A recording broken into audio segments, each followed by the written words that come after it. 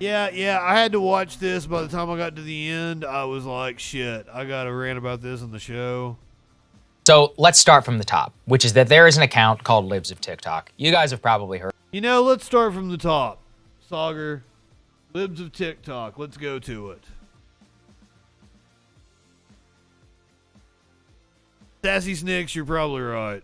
I think we should adopt more mask wearing. Like, when you're sick, wear a mask out.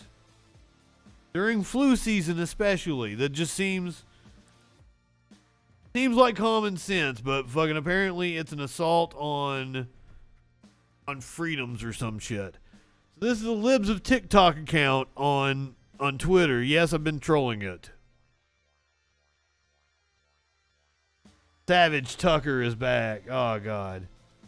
Well, let's get down here. Let's get down here to some of their. We'll get a good selection of the TikToks that they share out. We'll get back to before the expose here. God damn, that's all they've tweeted about, isn't it? 22 hours. Yep.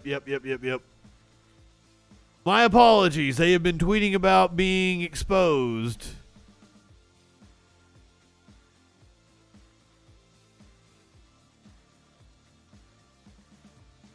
For some time. Okay, let's get some TikToks now. Okay, first grade teacher records an identity share Zoom call. This is what they're upset about. This is the kind of thing they share out. I'm just picking these at random. You tell me if you see anything wrong with what this guy says. And something cool about me, Miss Hammond? All right, so something that's really cool and unique about who I am is that I am transgender. So we touched a little bit about that at the beginning of this week in the book that Miss Hammond read, but what's up, Tones? Explanation about what it means to be transgender as well. So when babies are born, the doctor looks at them and they make a guess about whether the baby is a boy or a girl based on what they look like. And most of the time that guess is 100% correct. There are no issues whatsoever. But sometimes the doctor is wrong. It's less than 1%, but it does indeed when happen. When the doctor makes a correct guess, that's when a person is called cisgender. When a doctor's guess is wrong, that's when they are transgender. So I'm a man, but when I was a baby, the doctors told my parents I was a girl.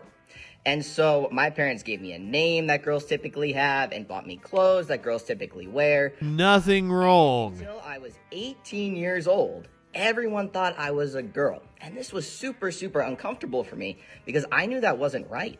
The way I like to describe it is like wearing a super itchy sweater. The longer you wear it, the itchier it gets, and the only way to make the itching stop is to have everyone see and know the person that you really are.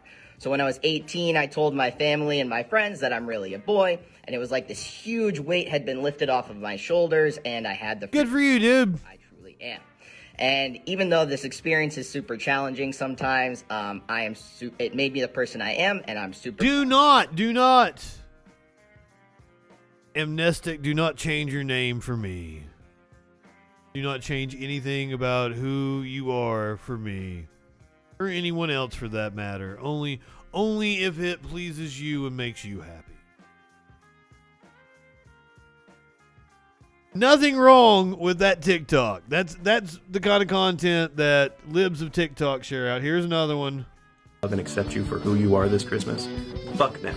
I'm your parents now. I'm proud of you. Drink some water. I love you. Bye. Hey, if your parents don't love and accept you for who you are this Christmas, fuck them. I'm your parents now. I'm proud of you. Drink some water. I love you. Bye. Hey. What a fucking wholesome message. What a fucking wholesome message. If your parents don't accept you for who you are, fuck them. I'm your parents now. Oklahoma middle school teacher. The teacher was let go last week after complaints of grooming, and this TikTok plus others containing questionable content were brought to the principal's attention. Oh my God. So they cancel cultured this motherfucker for saying, I love you. And I'll accept you if your parents don't. What the fuck? These people are out of their goddamn minds. Right-wingers are morons. Here's another one. I told you I'll show you 3 or 4 of them. Completely at random. I've never seen these before. You tell me if there is something wrong with it. This looks like oh, this is Joy Reid. Hold on. She's a public figure. We'll leave that one alone. Joy Reid.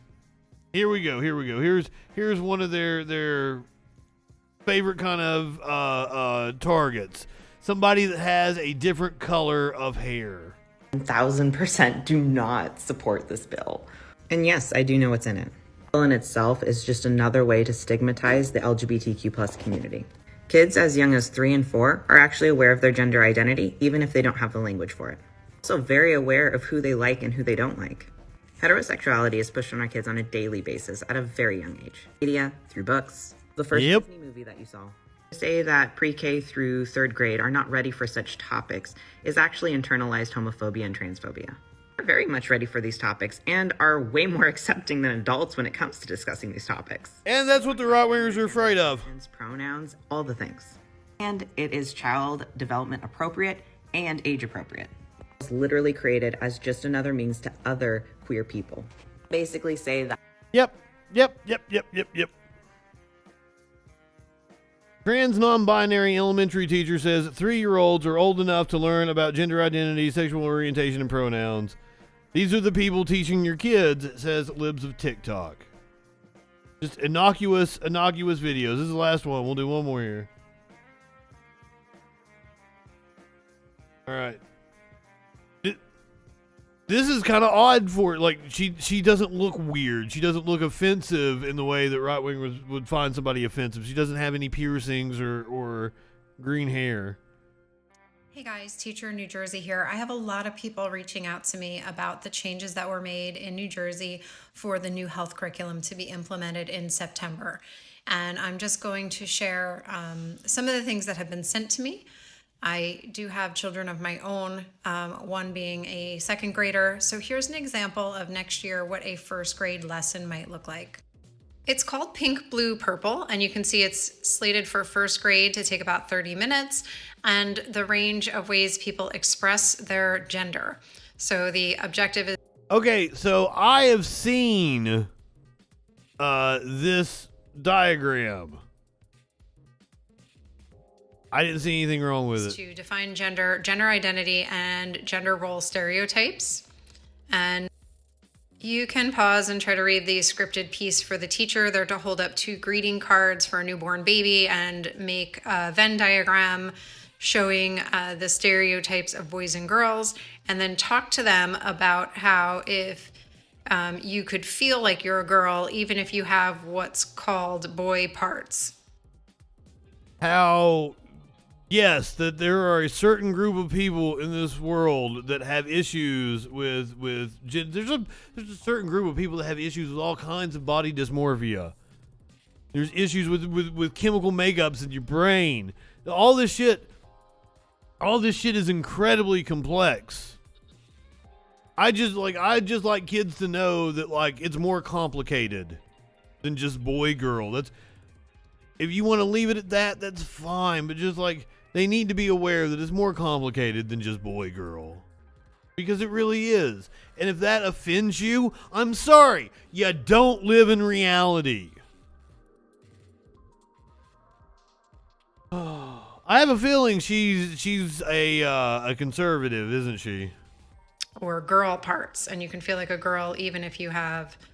It seems like she's mocking it almost. Then it has them break into smaller groups with a Venn diagram. I might be wrong. Make lists of things girls play with versus what boys play with, and things they could both play with, and then talk about the stereotyping and decide that it's okay for anyone to play with anything that they want, regardless of what type of toy it is. This was sent to me from a post through Holly Shepsey, who put it out there in a Dropbox link. So you can search her on Facebook. What the fuck? Get the Dropbox link to see all the different lesson ideas that are going to be pushed out. The other one that so you want me to search some woman on Facebook for a Dropbox link? That's your citation. Type in amaze into the search bar. It's going to give you all of the video clips that are designed for teachers to be able to show in class. So I'm going to turn my camera around and show you some of the titles. There were some concerns that one of the videos talks about porn, and how it's okay and it's Porn. free. And then the other one, Porn. You is live just, in sexual very anarchy. visual. So here you can see Porn. some of the video titles. It's mixed in with other videos. One of the new 5th grade standards is talking about masturbation. That's also in here. Gender identity, growing up awkward. I haven't watched all of them yet. I'm just skimming and I'm just sharing the information as it comes out. I'm also not sharing my opinion Okay. on anything. I'm just giving the Wait information. till they found out about anime. And putting it on here because so many people have been asking what's up and coming. The real What's up and coming? I don't know. I don't even know what the fuck she's talking about. That might not be curriculum. That might be supplemental materials. Might not be required. Might be a fucking private school. They looked fucking pretty innocuous to me. Okay, here's the thing. I don't know. Maybe I should do it the other way. Maybe I should go this way. The Washington Post had a piece earlier today, or I guess it dropped last night, and maybe that's the reason why you hadn't seen any new videos on Libs of TikTok since the Walsh thing, because Libs of TikTok knew this was coming and has been having an absolute freak out. So I kind of like scrolled way down into the timeline to find some videos. Meet the woman behind Libs of TikTok, secretly fueling the right's outrage machine. On March 8th, a Twitter account called Libs of TikTok posted a video of a woman teaching sex education to children in Kentucky, calling the woman in the video a predator. The next evening, the same clip was featured on Laura Ingram's Fox News program, prompting the host to ask, when did our public schools, any schools, become what are essentially grooming centers for gender identity radicals? I hope I did a pretty good Ingram impression. The Libs of TikTok reposts a steady stream of TikTok videos and social media posts, primarily from LGBTQ plus people, often including incendiary framing designed to generate outrage. Videos shared, and that's what you, in defending this account, people are all like, well, they're just posting what the people said, and we're seeing how crazy they are. I'm like, what do you mean how crazy they are? You're crazy. You're fucking crazy. You're crazy for seeing some boogeyman where there's not one. Videos shared from the account quickly find their way to the most influential names in right-wing media. Now, I have not read this article yet. I am assuming that somewhere in this article we will find out that Libs of TikTok is being funded by the same motherfuckers that fund everything on the right. That may not be directly, but they have had money coming from the Kochs, the Mercers, the Heritage Foundation, all the different fucking Young Americans Foundation, all the same fucking shitheads.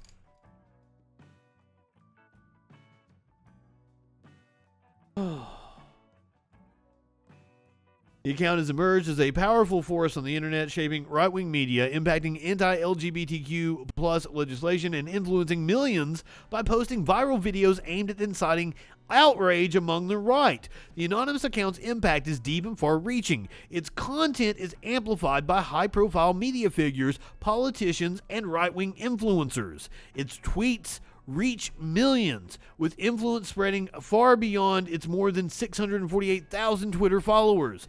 Also, I don't know where it came from. I had not seen it until a couple of months ago. They mentioned March 8th. When did the account actually start?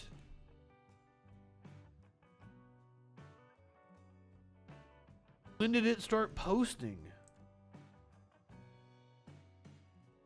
Because it's weird if it's a relatively new phenomenon and it's caught on that well. Joined in November of 2020. I guess their thought process, and this is a pretty good plan, was to show meltdowns over the election. Maybe they thought Trump was going to win and they were going to show liberal meltdowns. The anonymous account's impact is deep and far-reaching. Its content amplified by high-profile media figures. Libs of TikTok is basically acting as a wire service for the broader right-wing media ecosystem, said Ari Drennan, LGBTQ program director for Media Matters, the progressive media watchdog group. It's been shaping public policy in a real way and affecting teachers' ability to feel safe in their classrooms. The account has been promoted by podcast host Joe Rogan and has been featured in the New York Post, The Federalist, The Post Millennial, and a slew of other right-wing news sites. Meghan McCain has retweeted it. The online influencer Glenn Greenwald. Ouch! You've been demoted, Glenn. You are no longer referred to as a journalist. I agree. You do not deserve the title of journalist any longer, Glenn Greenwald. Online influencer has amplified it to 1.8 million Twitter followers while calling himself the account's godfather. Last Thursday, the woman behind the account appeared anonymously on Tucker Carlson's show to complain about being temporarily suspended for violating Twitter's community guidelines. Fox News often creates news packages around the content that Libs of TikTok has surfaced. The role I've seen this account playing is finding new characters for right-wing propaganda, said Gillian Bannister, a media strategist for the ACLU. It's relying on the endless stream of content from TikTok and the internet to cast any individual trans person as a new villain in their story. And not just trans people, anybody deemed an other to them, I assure you. Throughout its increasingly popular posts and despite numerous media appearances, the account has remained anonymous. But the identity of the operator of Libs of TikTok is traceable through a complex online history and reveals someone who has been plugged into right-wing discourse for 2 years and is now helping to drive it. Chaya Raichik has been working as a real estate salesperson in Brooklyn when in early November of 2020 she created the account that would eventually become Libs of TikTok. Under her first handle, Chaya69830552, she minimized COVID, cast doubt on the election results, and promoted a dubious story about a child sex trafficking ring. She's a QAnon. On November 23rd, 2020, Raichik changed handles, this time going by Chaya Ray and identifying herself publicly as a real estate investor in Brooklyn, and doubling down on the election fraud conspiracies using QAnon-related language. Early that December, she joked about launching a clothing line titled Voter Fraud is Real. She was totally trying to figure out how to get in on the grift. January of 2021, Raichik started talking about traveling to D.C. to support Trump on January 6th. Of course she did. Violence broke out at the Capitol that day. She tweeted a play-by-play account claiming to be on the ground. They were rubber bullets from law enforcement. One hit right next to me. Holy shit! Posted videos from the crowd and spoke of tear gas being deployed nearby. After saying she left the riot, she used Twitter to downplay the event, claiming that it was peaceful compared to a BLM protest. Later that month, Raichik cycled through 2 more Twitter names, this time focusing on state politicians. First under the handle Chaya Raichik and the display name Chaya Raichik, and then under the new handle Cuomo must go. She railed against New York Governor Andrew Cuomo, calling for him to resign. Fuck, I called for him to resign. She promoted the efforts to recall California Governor Gavin Newsom, and she began publicly posting about Florida Governor Ron DeSantis, calling him actually brilliant.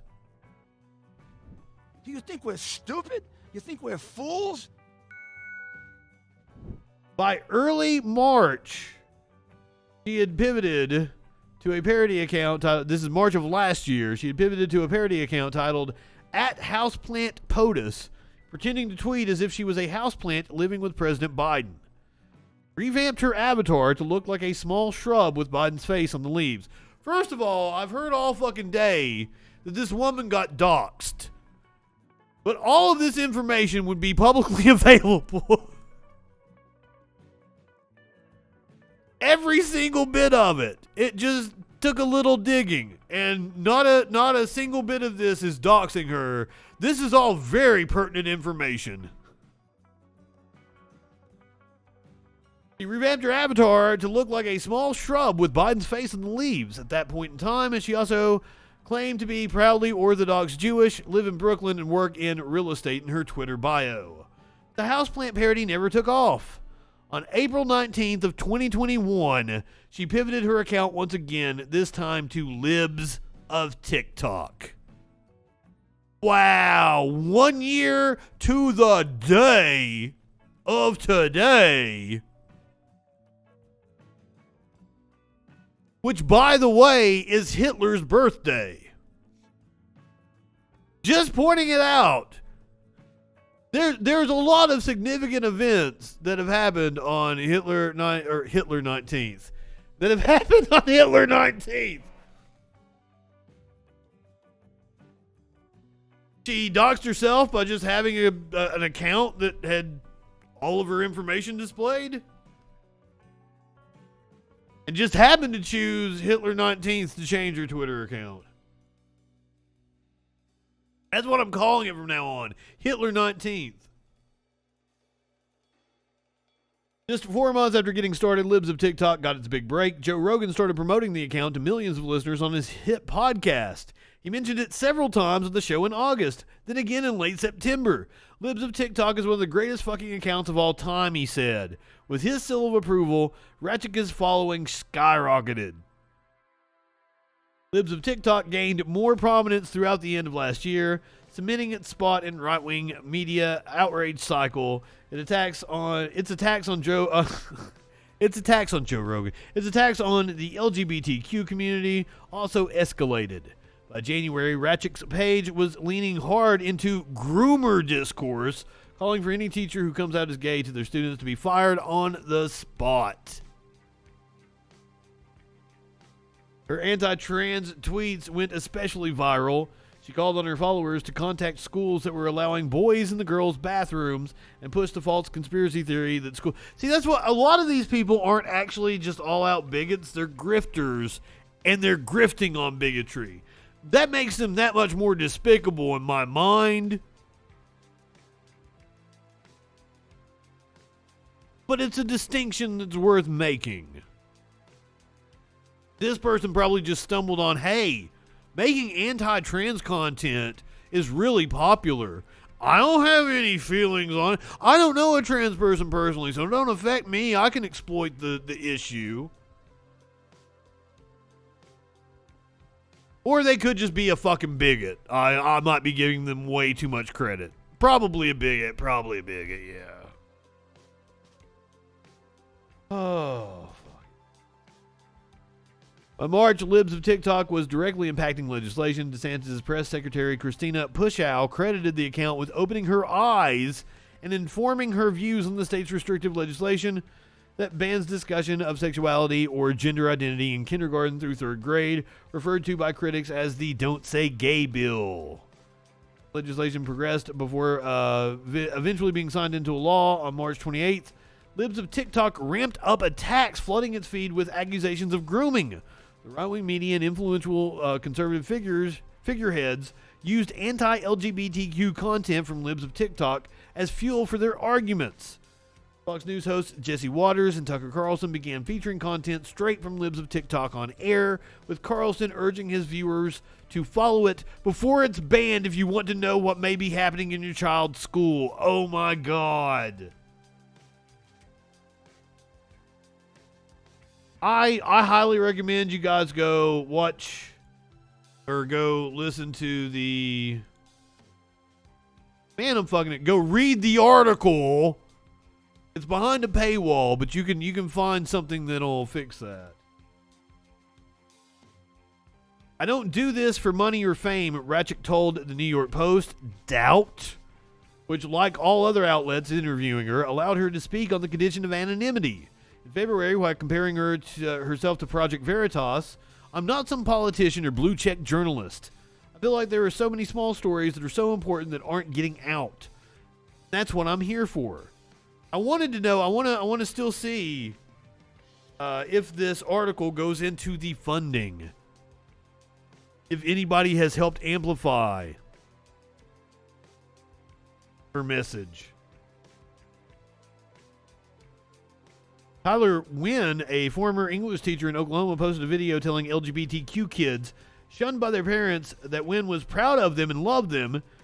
That was the one we just watched, and it was featured on Libs of TikTok last week. Since being featured on the page, Wynn has been barraged with harassment and death threats. I've always seen myself as the type of teacher to stand up for marginalized voices, Wynn said. I see fellow teachers on TikTok speak out for our disenfranchised students, and they're getting the same sort of harassment too. Popularity of Libs of TikTok comes at a time when far-right communities across the internet have begun doxing school officials and calling for their execution. Parents of LGBTQ plus youth have been driven out of their towns. Local school board members have reported death threats. These are all true. We've seen it here. Motherfucker. Oh, fuck, Merkin. That was hilarious. By the way, thank you. I believe you sent me a tip on the Ko-Fi.